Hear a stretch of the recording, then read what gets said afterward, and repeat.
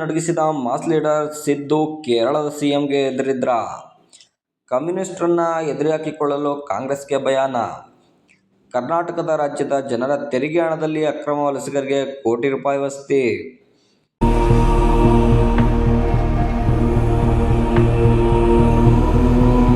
ನಮಸ್ತೆ ಪ್ರಿಯ ಅನ್ನದಾತರೇ, ನಿಮಗೆಲ್ಲರಿಗೂ times of Karnataka ಚಾನಲ್ಗೆ ಆಧಾರದ ಸ್ವಾಗತ.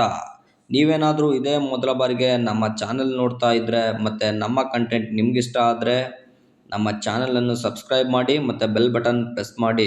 ನಾವು ಹಾಕೋ ಹೊಸ ವಿಡಿಯೋ ನೋಡುವ ಮೊದಲಿಗರು ನೀವಾಗಬಹುದು. ಪ್ರಿಯ ಅನ್ನದಾತರೇ, ಸದ್ಯಕ್ಕೆ ಕರ್ನಾಟಕದಲ್ಲಷ್ಟೇ ಅಲ್ಲ, ರಾಷ್ಟ್ರ ಮಟ್ಟದಲ್ಲಿ ಬಹಳ ಚರ್ಚೆಗೆ ಒಳಪಡ್ತಾ ಇರೋ ವಿಷಯ ಅಂದರೆ ಅದು ಕೋಗಿಲು ಲೇಔಟ್ ವಲಸಿಗರ ವಿಚಾರ. ಈ ಮಧ್ಯೆ ಕಮ್ಯುನಿಸ್ಟ್ ಪಾರ್ಟಿ ಎಂಟ್ರಿ ಆಗಿ ಅಲ್ಲಿನ ವಿಚಾರವೇ ಬದಲಾಗಿದೆ. ಅಕ್ರಮ ವಲಸಿಗರು ಮಿನಿ ಬಾಂಗ್ಲಾದೇಶ ಎಂದೆಲ್ಲ ಆರೋಪ ಬಂದರೂ ಕೂಡ ಸರ್ಕಾರ ಅದಕ್ಕೆಲ್ಲ ತಲೆ ಕೆಡಿಸಿಕೊಳ್ಳದೆ ಅವರಿಗೆಲ್ಲ ಅಲ್ಲಿಂದ ತೆರವುಗೊಳಿಸಿದರೂ ಸಹ ಊಟ, ವಸತಿ ಹಾಗೂ ಬೆಂಗಳೂರಲ್ಲಿ ಕೋಟ್ಯಾಂತರ ರೂಪಾಯಿ ಮನೆಗಳನ್ನು ಉಚಿತವಾಗಿ ನೀಡಿದೆ. ಸರ್ಕಾರದ ಮಟ್ಟಿಗೆ ಸುಲಭವಾಗಿದ್ದ ಈ ವಿಷಯ ಕಮ್ಯುನಿಸ್ಟ್ ಪಾರ್ಟಿ ಎಂಟ್ರಿಯಿಂದ ರಾಷ್ಟ್ರ ಮಟ್ಟದಲ್ಲಿ ಚರ್ಚೆಗೆ ಕಾರಣವಾಗಿತ್ತು. ಈ ವಿಚಾರ ಬಹಳ ದೊಡ್ಡದಾಗಿ ವೋಟ್ ಬ್ಯಾಂಕ್ ಮೇಲೆ ಪರಿಣಾಮ ಬೀಳುವ ಕಾಂಗ್ರೆಸ್ ಹೈಕಮಾಂಡ್ ಮುಂದಿನ ವರ್ಷ ನಡೆಯುವ ಕೇರಳ ವಿಧಾನಸಭೆ ಚುನಾವಣೆಯಲ್ಲಿ ಹಿನ್ನಡೆ ಆಗುವ ಭಯದಿಂದ ಅಕ್ರಮ ವಲಸಿಗರಿಗೆಲ್ಲ ಮನೆಗಳನ್ನು ನೀಡಿ, ಸೌಲಭ್ಯಗಳನ್ನು ನೀಡಿ ಸದ್ಯಕ್ಕೆ ಪ್ರಕರಣ ತಣ್ಣಗಾಗಿಸಿದೆ. 2025ರ ಡಿಸೆಂಬರ್ ಕೊನೆಯಲ್ಲಿ ಬೆಂಗಳೂರಿನ ಯಲಹಂಕ ಬಳಿ ಇರುವ ಕೋಗಿಲು ಲೇಔಟ್ನಲ್ಲಿ ಸುಮಾರು 167 ಅಕ್ರಮವಾಗಿ ನಿರ್ಮಿತ ಮನೆಗಳನ್ನು ತೆರವು ಮಾಡಲಾಗಿದೆ. ಈ ಸ್ಥಳದಲ್ಲಿ ವಾಸಿಸುತ್ತಿದ್ದ ಕೆಲವು ಜನರನ್ನು ಕೆಲವು ರಾಜಕೀಯ ನಾಯಕರು ಬಾಂಗ್ಲಾದೇಶದ ಅಕ್ರಮ ವಲಸಿಗರು ಎಂದು ಕೂಡ ಆರೋಪಿಸಿದ್ದಾರೆ. ಇದಕ್ಕೆ ವಿರೋಧ ಪಕ್ಷ ಕೂಡ ಸಹಮತವನ್ನು ವ್ಯಕ್ತಪಡಿಸಿದ್ದು, ಅಲ್ಲಿ ಮಿನಿ ಬಾಂಗ್ಲಾದೇಶ ನಿರ್ಮಾಣವಾಗಿದೆ ಮತ್ತು ಅಲ್ಲಿನ ನಿವಾಸಿಗಳ ನಾಗರಿಕ ಪರಿಶೀಲನೆ ನಡೆಸುವಂತೆ ರಾಷ್ಟ್ರೀಯ ತನಿಖಾ ಸಂಸ್ಥೆ NIAಗೆ ಕೂಡ ಕೇಳಿಕೊಂಡಿತ್ತು. ಇದಕ್ಕೆ ಪ್ರತಿಯಾಗಿ ಕರ್ನಾಟಕ ಸರ್ಕಾರ ಕೂಡ ಪೊಲೀಸರು ಎಲ್ಲರ ಹಿಂದಿನ ಹಿನ್ನೆಲೆಯನ್ನು ಪರಿಶೀಲನೆ ಮಾಡ್ತಾ ಇದ್ದಾರೆ ಮತ್ತು ಯಾರು ಅಕ್ರಮ ವಲಸಿಗರಿದ್ದಾರೋ ಅವರನ್ನೆಲ್ಲ ಪತ್ತೆ ಮಾಡಿ ಅವರ ದೇಶಕ್ಕೆ ಕಳಿಸಲು ಮತ್ತು ಅಲ್ಲಿನ ಮೂಲ ನಿವಾಸಿಗಳಿಗೆ ಉತ್ತಮ ಸೌಲಭ್ಯಗಳನ್ನು ಮತ್ತು ಮನೆಗಳನ್ನು ನೀಡುವುದಾಗಿ ಭರವಸೆಯನ್ನು ನೀಡಿತ್ತು. ಅದರಂತೆ ಕೋಟಿ ರೂಪಾಯಿ ಬೆಲೆ ಬಾಳುವಂಥ ಮನೆಗಳನ್ನು ಕೂಡ ಅಲ್ಲಿನ ಜನರಿಗೆ ನೀಡಿದೆ. ಅಲ್ಲದೆ ಈ ವಿಷಯ ಮಾನವ ಹಕ್ಕುಗಳು ಮತ್ತು ಭೂ ಹಕ್ಕುಗಳು ಮತ್ತು ನಾಗರಿಕತೆ ವಿವಾದಗಳ ಬಗ್ಗೆ ಕೂಡ ರಾಜಕೀಯದಲ್ಲಿ ದೊಡ್ಡ ಮಟ್ಟದ ಚರ್ಚೆಗೆ ಕಾರಣ ಆಗಿತ್ತು. ಸರ್ಕಾರದ ಈ ಕ್ರಮಕ್ಕೆ ವಿರೋಧ ಪಕ್ಷದ ಸಹಮತದಿಂದ ಬಹಳ ಸುಲಲಿತವಾಗಿ ಮುಗಿದು ಹೋಗುತ್ತಿದ್ದ ವಿಷಯಕ್ಕೆ ರಾಷ್ಟ್ರ ಮಟ್ಟದ ಚರ್ಚೆಗೆ ಕಾರಣವಾಗಿದ್ದು ಕೇರಳದ ಮುಖ್ಯಮಂತ್ರಿ ವಿಜಯನ್ ಪಿಣರಾಯಿ. ಹೌದು ಸ್ನೇಹಿತರೆ, ವಿಜಯನ್ ಪಿಣರಾಯಿ ಕೇರಳದ ಕಮ್ಯುನಿಸ್ಟ್ ಪಕ್ಷದ ನಾಯಕ ಮತ್ತು ಕೇರಳದ ಮುಖ್ಯಮಂತ್ರಿ. ಅವರು ನೀಡಿದ ಒಂದು ಪ್ರತಿಕ್ರಿಯೆ ಈ ವಿಷಯವನ್ನು ರಾಷ್ಟ್ರ ಮಟ್ಟದಲ್ಲಿ ಚರ್ಚೆಗೆ ಕಾರಣ ಮಾಡಿತ್ತು ಮತ್ತು ಅಲ್ಲದೆ ಕಾಂಗ್ರೆಸ್ನ ಹೈಕಮಾಂಡ್ ಬುಡವನ್ನೇ ಅಲ್ಲಾಡಿಸಿತ್ತು.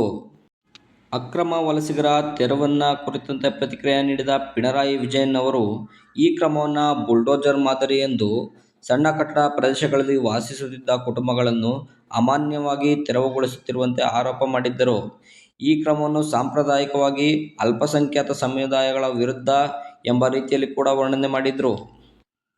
ಯಾವಾಗ ಈ ಆರೋಪ ಕೇರಳದ ಮುಖ್ಯಮಂತ್ರಿ ಕಡೆಯಿಂದ ಬಂತೋ ಇದು ಕಾಂಗ್ರೆಸ್ನ ವೋಟ್ ಬ್ಯಾಂಕ್ ಮೇಲೆ ಪರಿಣಾಮ ಬೀರುತ್ತೆ ಎಂಬುದನ್ನು ಕೂಡಲೇ ಎಚ್ಚೆತ್ತ ಕಾಂಗ್ರೆಸ್ ಹೈಕಮಾಂಡ್ ಕರ್ನಾಟಕ ಸರ್ಕಾರಕ್ಕೆ ಅಲ್ಲಿಂದ ತೆರವುಗೊಳಿಸಿದ ಜನರಿಗೆ ಸೂಕ್ತ ವ್ಯವಸ್ಥೆಯನ್ನು ಮತ್ತು ವಸತಿಯನ್ನು ನೀಡುವಂತೆ ನಿರ್ದೇಶನ ಮಾಡಿತ್ತು. ಅಕ್ರಮವಾಗಿ ಮನೆಗಳನ್ನು ನಿರ್ಮಿಸಿ ವಾಸ ಮಾಡ್ತಾ ಇದ್ದಂಥ ಜನರ ಮೇಲೆ ನಿರ್ದಾಕ್ಷಿಣ್ಯ ಕ್ರಮಗಳನ್ನು ತೆಗೆದುಕೊಳ್ಳುವುದಾಗಿ ಕಾಂಗ್ರೆಸ್ ಸರ್ಕಾರ ಹೇಳಿ, ಆದರೆ ಕಮ್ಯುನಿಸ್ಟ್ ಪಕ್ಷದ ಆಗಮನದಿಂದಾಗಿ ಸರ್ಕಾರದ ನಿರ್ಧಾರ ಕೂಡ ಬದಲಾಗಿದೆ. ಅದಲ್ಲದೆ ನಿರ್ದಾಕ್ಷಿಣ್ಯ ಕ್ರಮ ಕೈಗೊಳ್ತೀನಿ ಅಂತ ಹೇಳ್ತಿದ್ದ ಸರ್ಕಾರನೇ ಅವರಿಗೆ ವಸತಿ ಮತ್ತು ಇನ್ನಿತರ ಸೌಲಭ್ಯಗಳನ್ನು ನೀಡಿದೆ. ಕಾಂಗ್ರೆಸ್ ಪಕ್ಷದ ಹೈಕಮಾಂಡ್ಗೆ ಹೆದರದ ಸಿದ್ದರಾಮಯ್ಯ ಅವರು ಕಮ್ಯುನಿಸ್ಟ್ ಪಕ್ಷದ ವಿಜಯನ್ ಪಿಣರಾಯಿ ಅವರ ಒಂದೇ ಒಂದು ಪ್ರತಿಕ್ರಿಯೆಗೆ ಅವರ ನಿರ್ಧಾರವನ್ನು ಬದಲಾವಣೆ ಮಾಡಿಕೊಂಡ್ರು. ಹಾಗಿದ್ರೆ ಈ ಕಮ್ಯುನಿಸ್ಟ್ ಅಂದರೆ ಯಾರು? ಕಾಂಗ್ರೆಸ್ ಪಕ್ಷ ಕಮ್ಯುನಿಸ್ಟ್ಗೆ ಎದುರೋದಾದರೂ ಏಕೆ? ಅವರ ಇತಿಹಾಸ ಆದರೂ ಏನು? ಅವರ ಐಡಿಯಾಲಜಿ ಮತ್ತು ಅವರ ಹೋರಾಟ ಇದೆಲ್ಲವನ್ನು ತಿಳಿದುಕೊಳ್ಳೋಣ ಈ ವಿಡಿಯೋದಲ್ಲಿ. ಕಮ್ಯುನಿಸ್ಟ್ ಪಕ್ಷದ ಇತಿಹಾಸವನ್ನು ನೋಡೋದಾದರೆ ಸ್ವಾತಂತ್ರ್ಯ ಭಾರತಕ್ಕೂ ಮುಂಚಿನದು ಇದರ ಇತಿಹಾಸ. 1920ರಲ್ಲಿ ರಷ್ಯಾದ ತಾಷ್ಕೆಂಟ್ನಲ್ಲಿ ನಡೆದ ಕ್ರಾಂತಿಕಾರಿಗಳ ಸಭೆಯು 1925ರಲ್ಲಿ ಭಾರತದಲ್ಲಿ ಕಮ್ಯುನಿಸ್ಟ್ ಪಕ್ಷದ ಉದಯಕ್ಕೆ ಕಾರಣ ಆಗಿತ್ತು. ಎಂ.ಎನ್. ರಾಯ್ ಅವರು ಇದರ ಉಸ್ತುವಾರಿಯನ್ನು ಕೂಡ ವಹಿಸಿದ್ರು. ಕಮ್ಯುನಿಸ್ಟ್ ಪಕ್ಷವು 1925ರಲ್ಲಿ ಶ್ರಮಿಕ ಸಂಘಟನೆಯ ಮೂಲಕ ಹಕ್ಕುಗಳಿಗಾಗಿ ಪ್ರತಿಭಟನೆ, ರೈತ ಕಾರ್ಮಿಕ ಹೋರಾಟ, ಮಹಿಳಾ ಹಕ್ಕು ಚಳವಳಿ ಮುಂತಾದವುಗಳಲ್ಲಿ ಪಾಲ್ಗೊಂಡಿತ್ತು.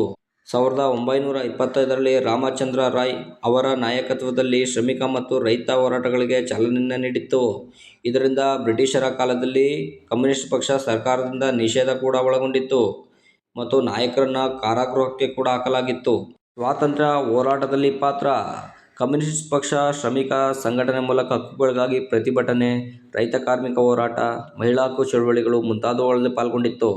ಕಮ್ಯುನಿಸ್ಟ್ ಪಕ್ಷ 1930ರ ನಂತರ ಸ್ವಾತಂತ್ರ್ಯದ ತಳಹದಿ ಹೋರಾಟವನ್ನು ಹೆಚ್ಚು ಸಕ್ರಿಯವಾಗಿ ಬೆಂಬಲಿಸಿತು. ಕಮ್ಯುನಿಸ್ಟ್ ಪಕ್ಷದ ಪ್ರಮುಖ ಘಟನೆಗಳು: 1951ರಿಂದ 1962ರವರೆಗೆ ಜನತಾ ಚುನಾವಣೆಗಳಲ್ಲಿ ಕಮ್ಯುನಿಸ್ಟ್ ಪಕ್ಷ ಬಹಳ ಮುಖ್ಯವಾಗಿ ತೊಡಗಿಸಿಕೊಂಡಿತ್ತು. ಆದಾಗ್ಯೂ 1952ರಲ್ಲಿ ಕೇರಳದ ವಿಧಾನಸಭಾ ಚುನಾವಣೆಯಲ್ಲಿ ಗೆಲುವು ಪಡೆಯುವುದರ ಮೂಲಕ ರಾಜಕೀಯವಾಗಿ ಬೇರು ಕೂಡ ಊರಿತು.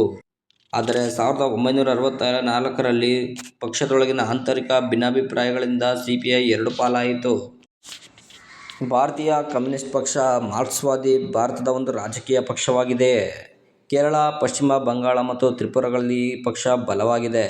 1964ರಲ್ಲಿ ಭಾರತೀಯ ಕಮ್ಯುನಿಸ್ಟ್ ಪಕ್ಷ ಒಡೆದು ಈ ಪಕ್ಷ ಸ್ಥಾಪನೆಯಾಯಿತು. ಭಾರತೀಯ ಕಮ್ಯುನಿಸ್ಟ್ ಪಕ್ಷ ಮಾರ್ಕ್ಸ್ವಾದಿ ಮೇಲಿನ ಕುಖ್ಯಾತಿಗಳು: ರಾಜಕೀಯ ವಿರೋಧಿಗಳ ವಿರುದ್ಧ ಹಿಂಸಾತ್ಮಕ ಕೃತ್ಯಗಳಲ್ಲಿ ತೊಡಗಿ ಅಂತಹ ಚಳವಳಿಗಳನ್ನು ಹತ್ತಿಕ್ಕುವ ಪ್ರಯತ್ನಗಳಿಂದಾಗಿ ಈ ಪಕ್ಷ ಕುಖ್ಯಾತಿಯನ್ನು ಗಳಿಸಿದೆ. ರಾಜಕೀಯ ಸ್ಥಾನಮಾನ, ರಾಜಕೀಯ ಬೆಳವಣಿಗೆ: ಪಶ್ಚಿಮ ಬಂಗಾಳದಲ್ಲಿ ಮಾರ್ಕ್ಸ್ವಾದಿ ಭಾರತೀಯ ಕಮ್ಯುನಿಸ್ಟ್ ಪಕ್ಷವು ಬಲವು ವರ್ಷದಿಂದ ವರ್ಷಕ್ಕೆ ಕುಗ್ಗಿದೆ. ಇದು 1999ರಲ್ಲಿ 21 ಸ್ಥಾನ, 2004ರಲ್ಲಿ 26 ಸ್ಥಾನ, 2009ರಲ್ಲಿ 9 ಸ್ಥಾನ ಮತ್ತು 2014ರಲ್ಲಿ ಕೇವಲ 2 ಸ್ಥಾನಗಳಲ್ಲಿ ಮಾತ್ರ ಗೆದ್ದಿತ್ತು. ಭಾರತ ಮಟ್ಟದಲ್ಲಿ 1992ರಲ್ಲಿ 72 ಸ್ಥಾನಗಳಿಗೆ ಸ್ಪರ್ಧಿಸಿ 33 ಸ್ಥಾನಗಳಲ್ಲಿ ಗೆದ್ದಿತ್ತು. 2004ರಲ್ಲಿ 69 ಸ್ಥಾನಗಳಲ್ಲಿ ಸ್ಪರ್ಧಿಸಿ 33 ಸ್ಥಾನಗಳಲ್ಲಿ ಗೆದ್ದಿತ್ತು. 2009ರಲ್ಲಿ 81 ಸ್ಥಾನಗಳಲ್ಲಿ ಸ್ಪರ್ಧಿಸಿ 16 ಸ್ಥಾನದಲ್ಲಿ ಗೆದ್ದಿತ್ತು. 2014ರಲ್ಲಿ 93 ಸ್ಥಾನಗಳಲ್ಲಿ ಸ್ಪರ್ಧಿಸಿ ಕೇವಲ 9 ಸ್ಥಾನ ಮಾತ್ರ ಗಳಿಸಿತ್ತು. 2014ರ ಏಪ್ರಿಲ್ 22ರಂದು ಹೈದರಾಬಾದ್ನಲ್ಲಿ ನಡೆದ ಪಕ್ಷದ 22ನೇ ಸಮ್ಮೇಳನದಲ್ಲಿ ಸಿಪಿಎಂ ಪ್ರಧಾನ ಕಾರ್ಯದರ್ಶಿಯಾಗಿ ಸೀತಾರಾಮ್ ಯೆಚೂರಿಯನ್ನು ಮುಂದುವರಿಸಲಾಯಿತು. 7 ಸದಸ್ಯರನ್ನು ಒಳಗೊಂಡ ಪಾಲಿಟ್ ಬ್ಯೂರೋ (ಪಿಬಿ) ಮತ್ತು 95 ಕೇಂದ್ರ ಸಮಿತಿ ಸದಸ್ಯರನ್ನು ಈ ಸಮ್ಮೇಳನದಲ್ಲಿ ಆಯ್ಕೆ ಮಾಡಲಾಗಿದೆ. ಪಿಸಿಬಿಯಲ್ಲಿ 2 ಮತ್ತು ಕೇಂದ್ರ ಸಮಿತಿಯಲ್ಲಿ 20 ಹೊಸ ಸದಸ್ಯರನ್ನು ಆಯ್ಕೆ ಮಾಡಲಾಗಿದೆ. ಕೇಂದ್ರ ಸಮಿತಿಯಲ್ಲಿ 1 ಸೀಟು ಮಹಿಳೆಯರಿಗೆ ಮೀಸಲಿರಿಸಲಾಗಿದೆ. ಸ್ನೇಹಿತರೆ, ಇದಾಗಿತ್ತು ಇವತ್ತಿನ ವಿಶೇಷ. ಕಮ್ಯುನಿಸ್ಟ್ ಪಕ್ಷದ ಇತಿಹಾಸ ಮತ್ತು ಕರ್ನಾಟಕಕ್ಕೆ ಕಮ್ಯುನಿಸ್ಟ್ ಪಕ್ಷದ ಆಗಮನ.